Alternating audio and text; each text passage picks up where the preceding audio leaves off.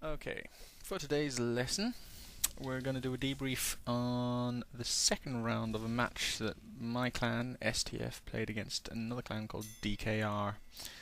The match has been played on the Dust Bowl map, and we, STF, are going to be red.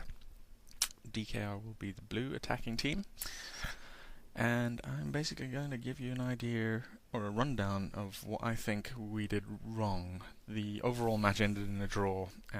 Both teams were pretty well matched, but I think there's a kind of a design flaw within the TF2 game system in that it's heavily in favor of the attacking team. Because of things like Uber and the rocket crits in general, actually, seriously favour the attacking team for this kind of map, especially if it's Team Fortress 2 CTF capture the flag map. It's obviously going to be a lot more balanced because both teams are defending and attacking at the same time. Basically, the way I'm going to do this is I will be controlling the camera view.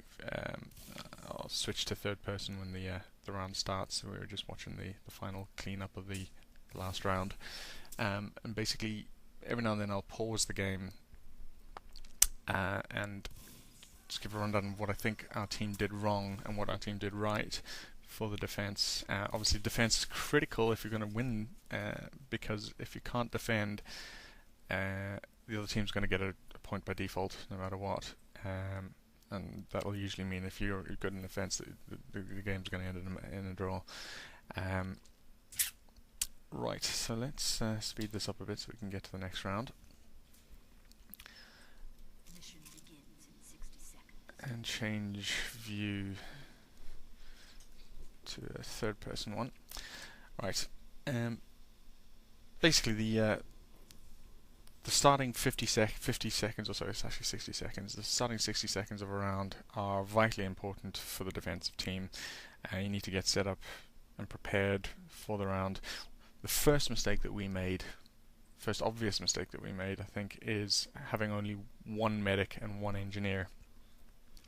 We're playing an 8 versus 8 game, and I think the support roles are actually really important, and we just didn't have enough to make an effective stand, specifically on the first part of the map. I was playing as the engineer here, setting up a teleporter. What an engineer would need to do in this round is set up a teleporter here and a teleporter at the CP capture point to allow the other team members to actually get back into the fight pretty much as quickly as possible. Over here behind this health pack is where I'll stick the teleporter exit. Reason for that is because it's not very easy for the other team to actually get up to here without rocket jumping up here, because I'll be setting up my sentry gun over here in the corner. This is a very effective spot. You can put the sentry down here and a dispenser just around where the pyro is standing, there where he's standing now, and basically means if you as the engineer stand in the corner, you're covered by your sentry and by your dispenser. Obviously you're vulnerable to heavy medic and soldier medic combos, so it is very important to have other players here helping you back up. But the problem that we have here is the heavy and the pyro aren't supported by anything other than my dispenser. So if my dispenser goes and my sentry goes, then they're in trouble as well, especially if the other team has an Uber. What we really need here is another medic, providing both these two with a chance to go Uber. Obviously the medic should have prepared an Uber before they get here, so that when the round starts and the other team comes in with an Uber, they can counter that Uber with their own Uber and just survive long enough to take out the other team. Obviously we didn't have that, so as you'll see, we failed quite badly. Another area that we fail is out here. Now we have a soldier and a demo man, and what the demo man is doing here is the right idea, setting up a load of sticky bombs here to take out, or hopefully take out, one of the medics before they can Uber up. I think the main mistake here is having him spread out over here. They should actually have it literally right at the entrance, or at this gate, so that as soon as they come out, you can screw up their chances of Ubering. As you'll see, as the match progresses, having only one demo man isn't ideal, and there's no medic backing up either of these two, so as soon as they get hit, they're pretty much out of the fight, and that's it. The other team's going to come through. And here they come. We've got 2 soldiers, 3 soldiers actually, 2 of them medicked up, and a demo man. And here they come. As you'll see, demo man blows his load way too early and actually gets nothing done. What this means is, if we slow the game down so I can commentate, that these 2 medics can now safely Uber up without having to worry about anything, really. They're not going to be taken out by anybody in here.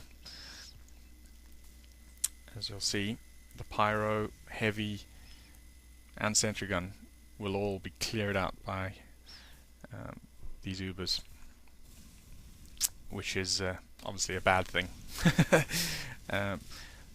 We do have the medic in here now, but I think he fails in that he dies here, so we lost the chance to block their Uber. And we just watch what happens. 2 Ubers, demo man's Ubered, and the soldier's Ubered.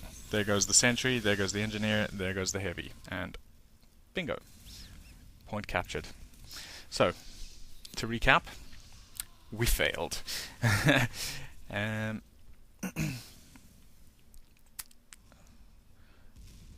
What I think we need to do here is have maybe 2 demo men, both supported by a medic, out here setting up traps to take out the medics as soon as they come through. Because if we can break their rhythm and get them to either Uber up before they enter the little hut there, or even kill them before they get the chance to Uber, then we've seriously hampered the other team's flow, and we have a better chance of surviving. Also, within this hut itself, we definitely need a medic with Uber to help counter any Ubers that do actually come through. Now we fly back through to here, and we'll see that the other team has had somebody ready to capture the point, which is a good tactic, but thankfully our demo man managed to take care of it. But as you'll see now, because there's no engineer set up here, we're on the back foot. You really need an engineer with a dispenser and a sentry gun set up here to help hold the enemy back. Here comes the engineer now. I guess that he's going to put down a dispenser first, because a dispenser is very useful for heavies and pyros to maintain their ammo and health actually as well. But because there's only one engineer, he's only able to get up to a level 1 sentry before the other team comes in and basically cleans them out.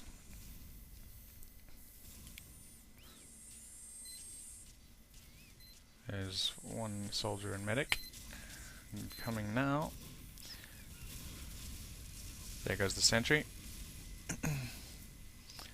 There's the heavy and medic. That's a good position for a heavy who's not susceptible to spies.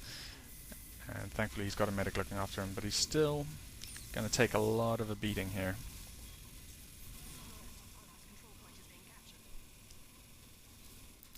The scout is going to be cheeky and kill him. There he goes. And there we have lost the point. So to recap on that one, definitely need to have the engineer set up with a dispenser ready and a level 3 sentry, or else you just literally don't have a chance. You also need to have at least 2 high-powered players within here, either soldier medic or heavy medic combos.